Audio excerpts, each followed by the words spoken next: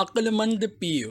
अल्हम्दुलिल्लाह रब्बिल आलमीन वस्सलातु वस्सलामु अला खातमिन नबिय्यीन अम्मा बाद फ़अऊज़ु बिल्लाहि मिनश शैतानिर रजीम बिस्मिल्लाहिर रहमानिर रहीम।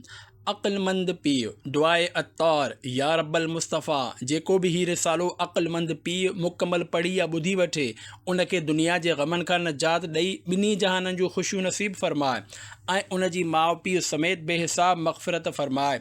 आमीन बिजाह ख़ातमिन नबिय्यीन सल्लल्लाहु अलैहि वसल्लम। दुरूद शरीफ़ जी फ़ज़ीलत।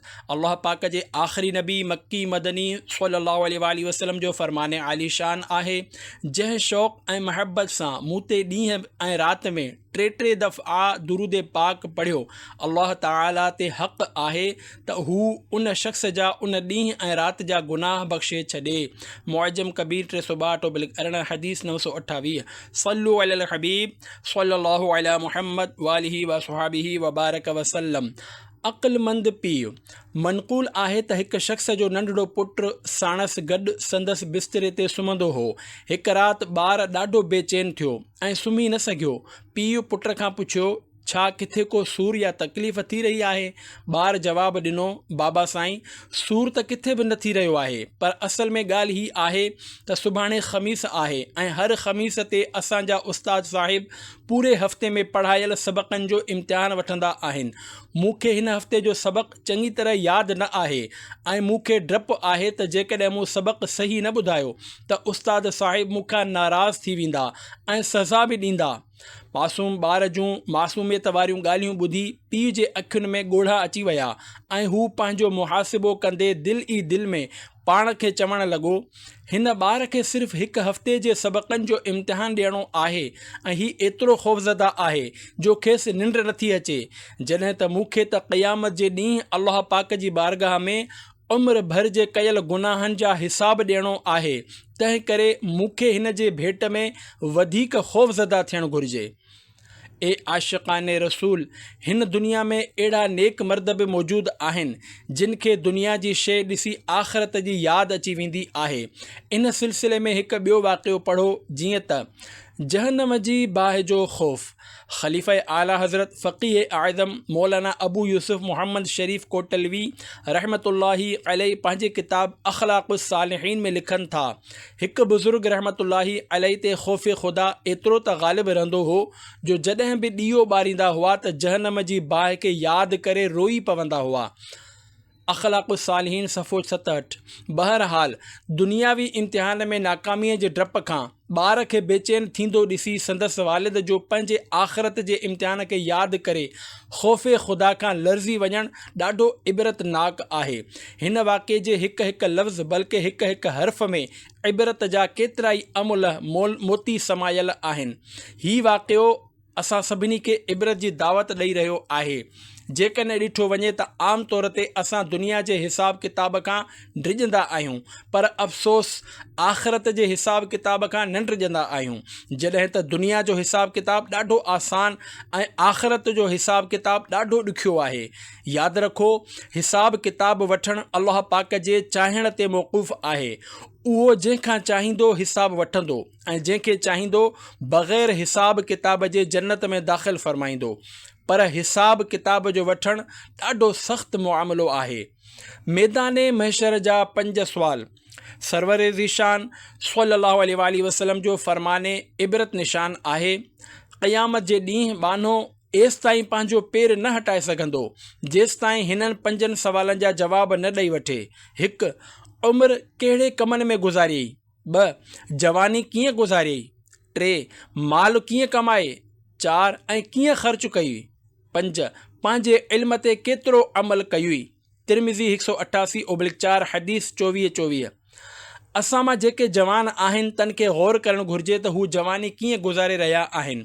जॾहिं क़यामत जे ॾींहुं खाइनि पुछियो वियो त जवानी कीअं गुज़ारी, त उहे कहिड़ो जवाबु ॾींदा ऐं जिन माण्हुनि जी जवानी गुज़री चुकी आहे उन्हनि खे वधीक गौर करणु घुरिजे त उन्हनि जवानी कीअं गुज़ारी आहे।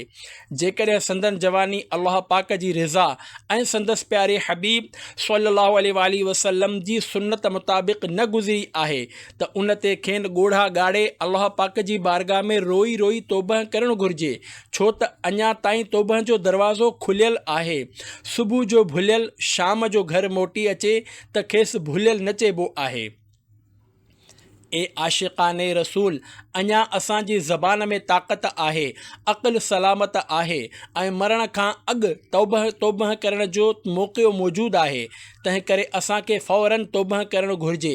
जेके माण्हू हिन वक़्तु जवानीअ में क़दम रखी चुका आहिनि ऐं ऐश इशरत वारी ज़िंदगी गुज़ारे रहिया आहिनि, उन्हनि खे घुरिजे त पंहिंजी जवानी ते रहम कनि, नेक अमाल बजा आणनि ऐं यादि रखनि त अन क़रीब संदन जवानी ख़तमु थियण वारी आहे।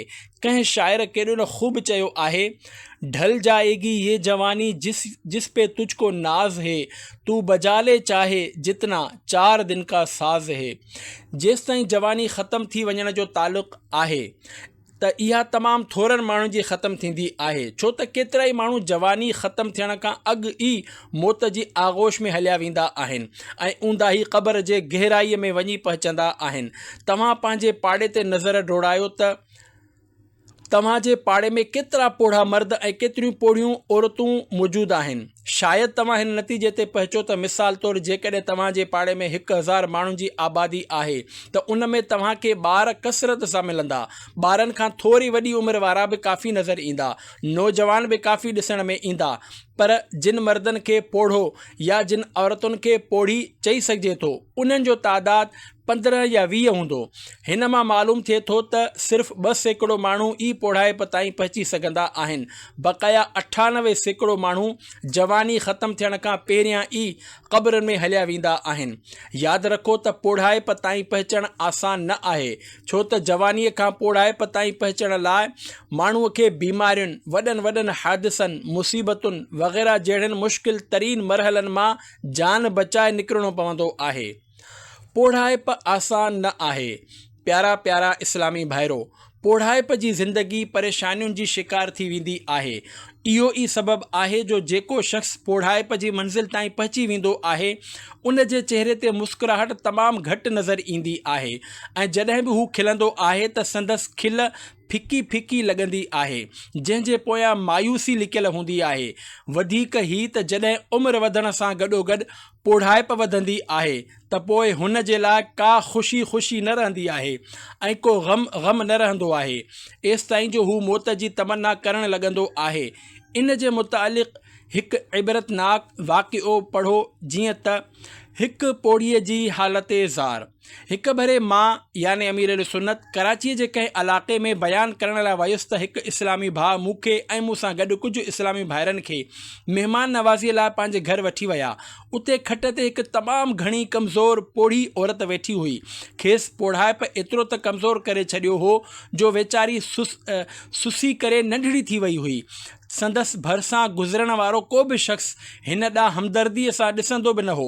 मूंखे संदसि हालत ॾिसी ॾाढो तरस आयो ऐं मां थोरो बीही संदसि दिलि विंदराइण ख़ातिर खाइन्स पुछियो, अमा वॾी, तव्हां कीअं आहियो? जीअं त हुन अहिड़ो जवाबु ॾिनो जेको केतिरा ई साल गुज़री वञण खां पोइ बि अॼु ॾींहं ताईं मूंखे यादि आहे ऐं शायदि मां मरण ताईं इन खे न विसारे सघंदुसि, छो त उन में मुंहिंजे लाइ इबरत जो सामान आहे। मुंहिंजे पुछण ते उन पोढ़ी औरत हसरत भरे आवाज़ सां चयो, मां ॾाढी बीमार आहियां, तव्हां दुआ करियो त अल्लाह पाक मूंखे मुहम्मद सल्लल्लाहु अलैहि वसल्लम जे सदक़े मौत ॾेई छॾे। उन ॿुढड़ीअ जा लॻभॻि इहे ई अल्फाज़ हुआ जेके अॼु ताईं मुंहिंजनि कननि में गूंजी रहिया आहिनि।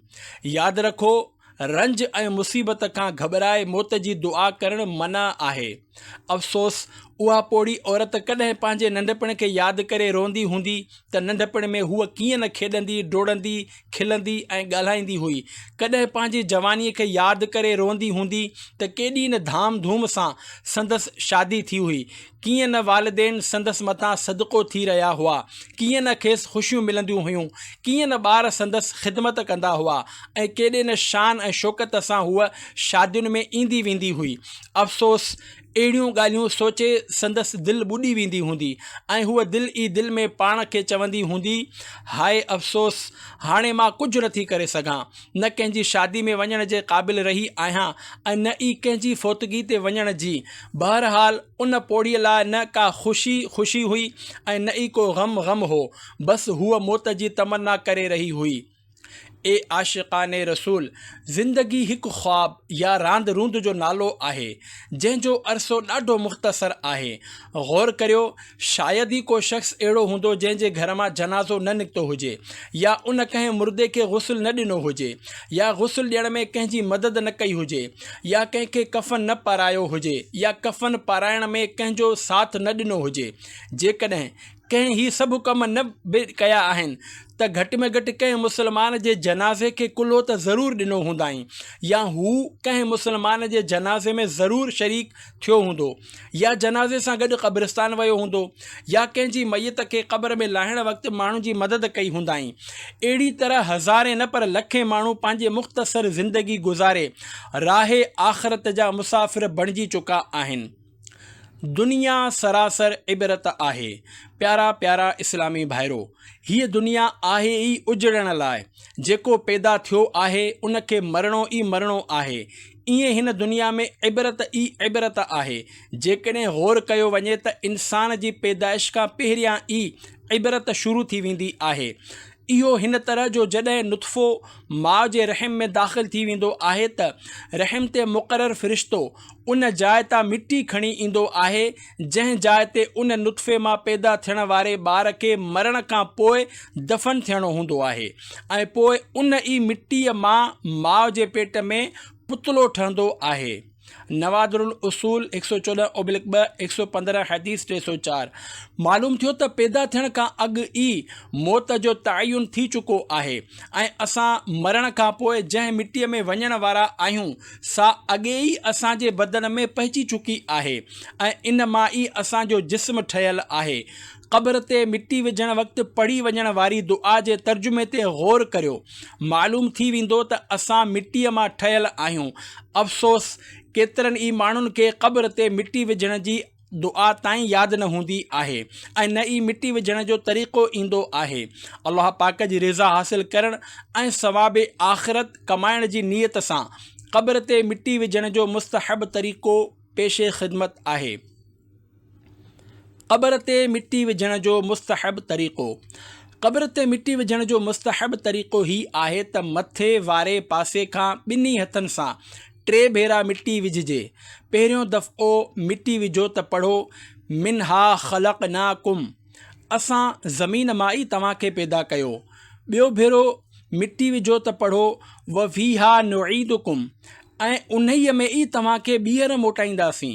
ऐं जॾहिं 3 भेरो मिटी विझो त पढ़ो, वमिनहा नुख़रिजुकुम तारतन उख़रा, सिपारो 16 सूरह ताहा आयत 55। ऐं इन्हीअ मां तव्हांखे ॿीहर कढंदासीं, पोइ बक़ाया मिटी कोडर या बेलचे वग़ैरह सां विझी छॾियो। दुनियावी ज़िंदगीअ जी हक़ीक़त। ए आशिक़ाने रसूल, दुनियावी ज़िंदगी रांद रूंद खां सवाइ कुझु बि न आहे। जीअं अल्लाह पाक दुनियावी ज़िंदगीअ जी हक़ीक़त बयानु कंदे इरशाद फ़रमाए थो, वमा हाज़िहिल हयातुद दुनिया इल्ला लहवुन व लइब व इन्नद-दारल आख़िरत लहियल हयवानु लौ कानू यअलमून। तर्जुमो कंज़ुल इरफ़ान। ऐं ही दुनिया जी ज़िंदगी त सिर्फ़ु रांद रूंद आहे ऐं बेशक आख़िरत जो घर ज़रूरु इहा ई सची ज़िंदगी आहे। कहिड़ो न चङो हो जेकॾहिं उहे ही ॼाणनि हा।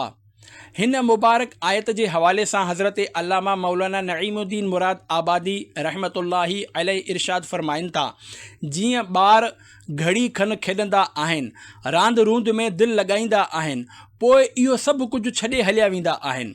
अहिड़ो ई हाल दुनिया जो आहे त हीअ निहायत जल्द ख़तमु थियण वारी आहे ऐं मौत हिन खां अहिड़ी तरह जुदा करे छॾींदो आहे जीअं रांदि खेॾण वारा ॿार मैदान छॾे हलिया वेंदा आहिनि। तफ़सीर ख़ज़ाइनुल इरफ़ान फ़ी पारो 21 सूरह अनकबूत तहतुल आयत 64 सफ़ो 747।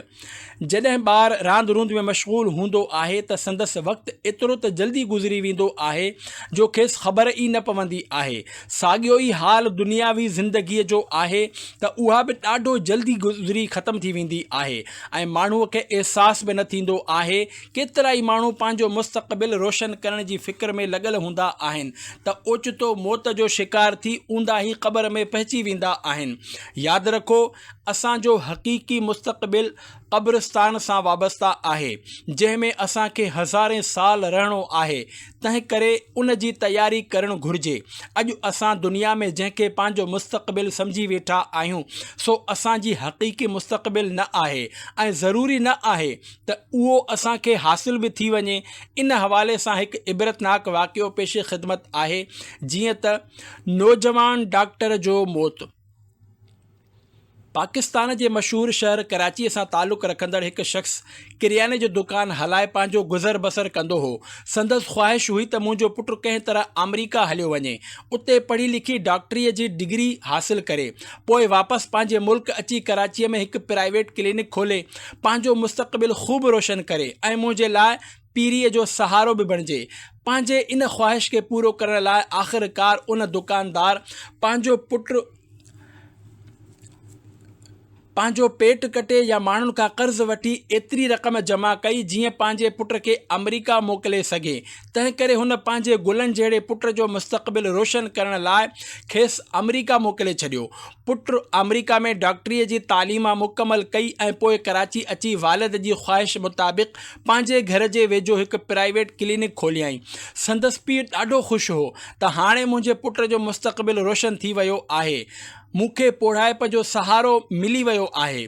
जीअं त अञा ताईं उन डॉक्टर जी शादी न थी हुई, तंहिं करे संदसि पीउ सोचियो त पहिरियां कुझु पैसो जमा थी वञे त जीअं मुंहिंजे पुट जो मुस्तक़बिल ख़ूब चङी तरह चमकी पए, पोइ संदसि शादी कंदुसि। आख़िर एतिरी जल्दी ई कहिड़ी आहे।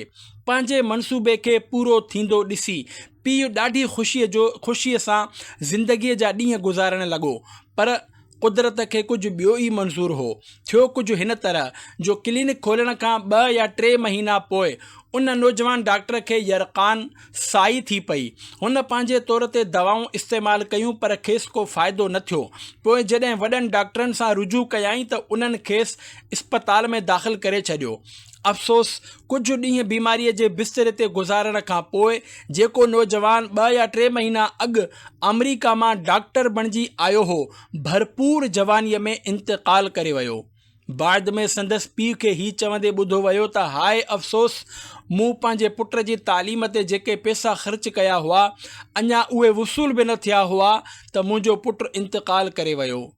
हुए नामवर बेनिशां कैसे कैसे, ज़मीं खा गई नौजवान कैसे कैसे, जगह जी लगाने की दुनिया नहीं है, ये इबरत की जाहे तमाशा नहीं है।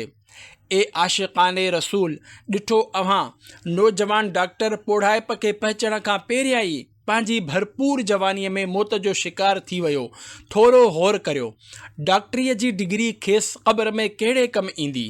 ए काश संदसि पीउ जेकॾहिं खेसि हाफ़िज़ क़ुरान बणाए हा त न सिर्फ़ु उन जे पंहिंजी पर संदसि घर वारनि जी बि आख़िरत संवरजी वञे हा।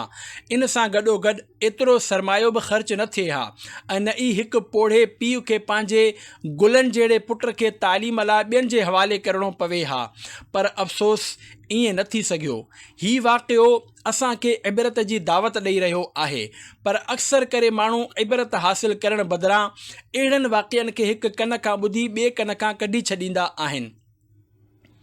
अॼुकल्ह सूरत हाल कुझु अहिड़ी आहे जो बेनमाज़ियुनि जी ॼण त तइ करे छॾियो आहे त छा बि थी पए असांखे नमाज़ नाहे पढ़णी। दाढ़ी कूड़ाइण वारनि शायदि कसम खणी छॾियो आहे त मौलवी खणी केतिरो बि ज़ोर लॻाइनि, असां शैतान सां बेवफ़ाई करे दाढ़ी हरगिज़ न रखंदासीं। फिल्मूं ऐं ड्रामा ॾिसण वारनि पंहिंजे मथां लाज़िम करे छॾियो आहे त कुझु बि थी पए असां फिल्मूं ऐं ड्रामा ॾिसण खां बाज़ न ईंदासीं। बहरहाल ज़बाने क़ाल याने पंहिंजे वात सां त को बि न चवंदो आहे, पर ज़बाने हाल याने अमल सां केतिरा ई माण्हू इहो ई चवंदे नज़र अची रहिया हूंदा आहिनि त असां न सुधरिया आहियूं, न सुधरंदासीं, कसम खणी छॾियो आहे। अॼुकल्ह मुआशिरे में दाढ़ी रखणु मआज़ अल्लाह ऐब शुमार थियण लॻो आहे। जॾहिं त जंहिं साए गुंबज़ जे हिकु झलक ॾिसण लाइ असां तड़पंदा आहियूं, उन सब्ज़ गुंबद जे मकीन जनाबे रहमतुल लिल आलमीन सल्लल्लाहु अलैहि वसल्लम जे मुबारक चेहरे ते हसीन दाढ़ी मुबारक सजियल हूंदी हुई। मथे मुबारक ते नूरानी इमामो शरीफ़ सजियल हूंदो हो ऐं प्यारा प्यारा गेसू याने वार झूमी झूमी संदन मुबारक कननि खे चुमियूं ॾींदा हुआ। जेके माण्हू उन करे दाढ़ी कूड़ाईंदा आहिनि त किथे मुला न बणिजी वञूं। अहिड़नि खे गौर करणु घुरिजे त जंहिं हस्तीअ जो उन्हनि कलमो पढ़ियो आहे, उन्हनि जे मुबारक चेहरे ते दाढ़ी शरीफ़ जगमगाईंदी रहंदी हुई। ए बेनमाज़ियो, अव्हां बि ॿुधो। ए माहे रमज़ान जा रोज़ा बग़ैर शरई उज़र जे क़ज़ा करण वारो, अव्हां बि ॿुधो। ए जुआ खेॾण वारो, तव्हां बि ॿुधो। ए शराब नोशी करण वारो, तव्हां बि ॿुधो। ए हीरोइन ऐं चर्स पीअण वारो, अव्हां बि ॿुधो। ए वीडियो गेम्स खेॾाइण वारो, अव्हां बि ॿुधो। ए वीडियो सेंटर हलाइण वारो, अव्हां बि ॿुधो। माउ पीउ खे सताइण वारो, अव्हां बि ॿुधो। ए दाढ़ी कूड़ाइण ऐं हिकु मुठ खां घटाइण वारो, तव्हां बि ॿुधो। ए मुसलमाननि खे अजायो ईज़ाइण वारो, अव्हां बि ॿुधो। पंहिंजी औलाद जी सुन्नत मुताबिक़ तरबियत न करण वारो, अव्हां बि ॿुधो। ज़िद छॾे ॾियो, सिधे रस्ते ते अची वञो ऐं यादि रखो, जेकॾहिं ईअं ई गुनाहनि जो सिलसिलो जारी रहियो ऐं अव्हां पंहिंजे इन ई ज़िद ते क़ाइमु रहिया त असां नमाज़ूं न पढ़ंदासीं, रमज़ान मुबारक जा रोज़ा न रखंदासीं, फिल्मूं ऐं ड्रामा ॾिसण खां बाज़ न ईंदासीं, त अल्लाह पाक ऐं संदसि प्यारा हबीब सल्लल्लाहु अलैहि वसल्लम नाराज़ थी सघनि था ऐं मआज़ अल्लाह ईमान बि बर्बाद थी सघे थो। जेकॾहिं ईअं थियो त जहन्नम जो अज़ाब भोगणो पवंदो।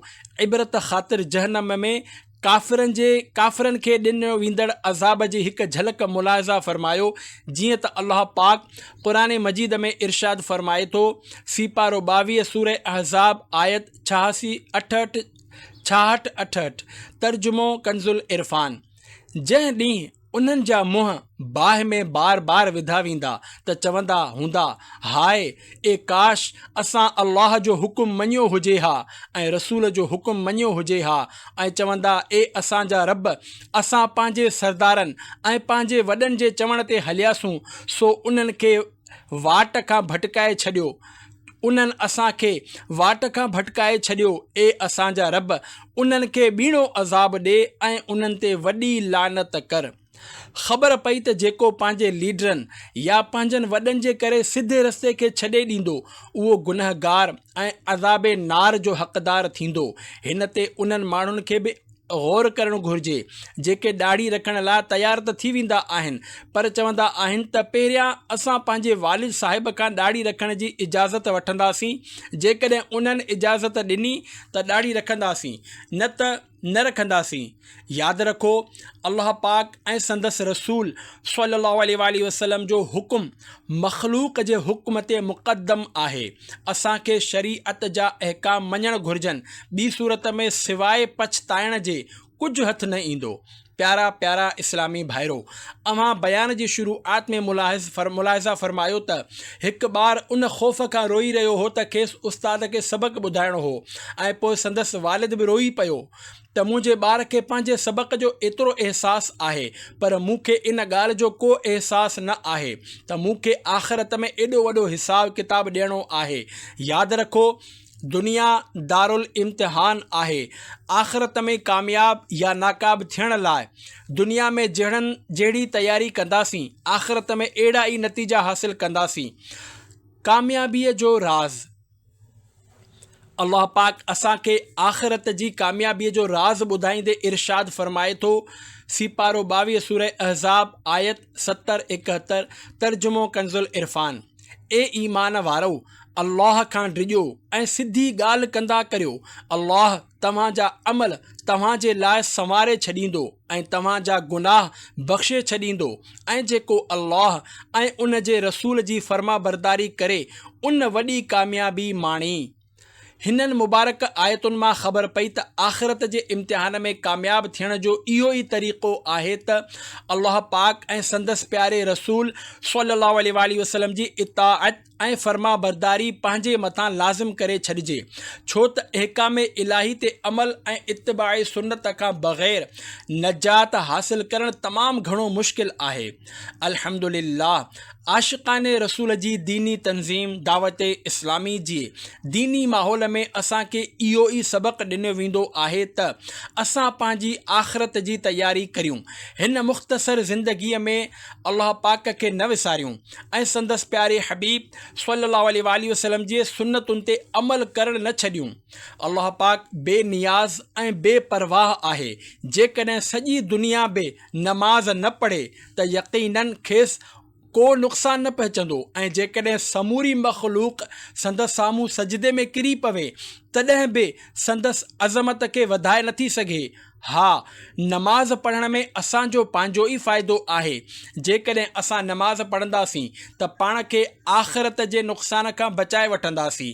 जेकॾहिं न पढ़ंदासीं त असांजे लाइ दर्दनाक अज़ाब जूं वईदूं मौजूदु आहिनि ऐं असां जहन्नम जा हक़दार थींदासीं। जीअं क़ुरान पाक में आहे, सीपारो 29 सूरह मुद्दसिर आयत 40-47, तर्जुमो कंज़ुल इरफ़ान। बाग़नि में हूंदा उहे पुछी रहिया हूंदा, मुजरिमनि खां कहिड़ी शइ तव्हांखे दोज़ख में वठी वई? उहे चवंदा, असां नमाज़ियुनि मां न हुआसीं ऐं मिसकीन खे खाधो न खाराईंदा हुआसीं ऐं बेहूदा फ़िक्र वारनि सां गॾु बेहूदा ॻाल्हियूं सोचींदा हुआसीं ऐं असां इंसाफ़ जे ॾींहं खे कूड़ो चवंदा रहियासीं, एसि ताईं जो असांखे मौत आयो।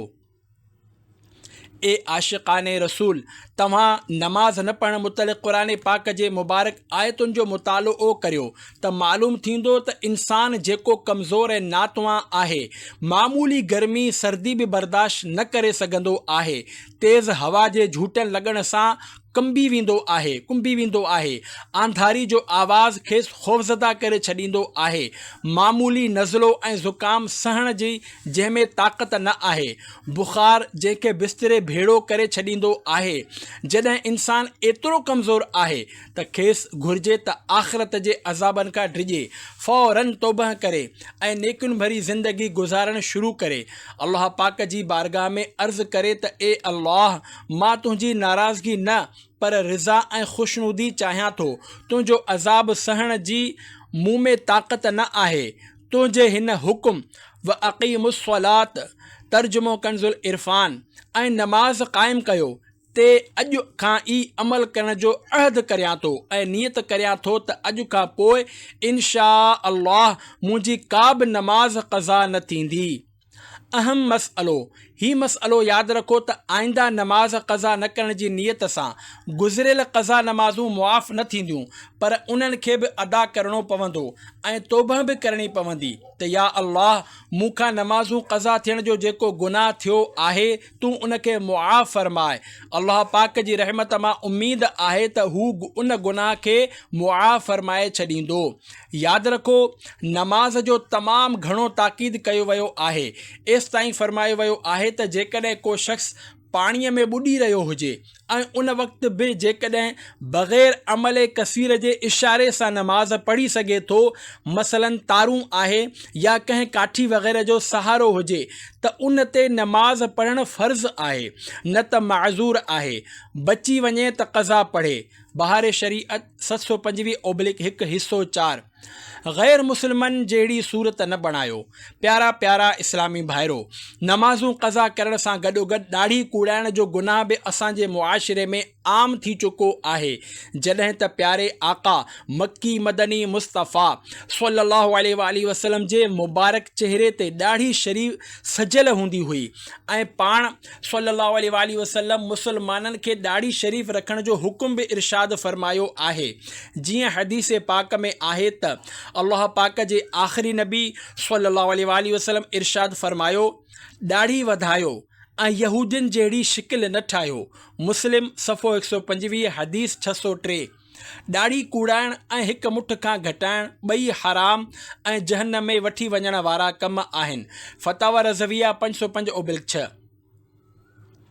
तंहिं करे ॾाढ़ी कूड़ाइण ऐं हिकु मुठ खां घटाइण खां तौबह करियो ऐं जेकॾहिं ख़ुदा न ख़्वास्ता कंहिं ॾाढ़ी कूड़ाइण या हिकु मुठ खां घटाइण जो ज़िद करे रखियो हुजे त पंहिंजे इन ज़िद खे शैतानी कमु सम्झी छॾे ॾे, छो त गुनाह ते अड़ियो रहणु शैतानी सिफ़त आहे। जीअं शैतान जो ज़िद। हज़रत मूसा कलीमुल्लाह अलैहिस्सलाम हिकु ॾींहुं कोहे तूर ॾांहुं वञी रहिया हुआ त रस्ते में खेनि शैतान मरदूद मिलियो ऐं रोईंदे चयाईं, मां तौबह करणु चाहियां थो, तव्हां अल्लाह पाक खां पुछो त मुंहिंजी तौबह जो तरीक़ो कहिड़ो आहे।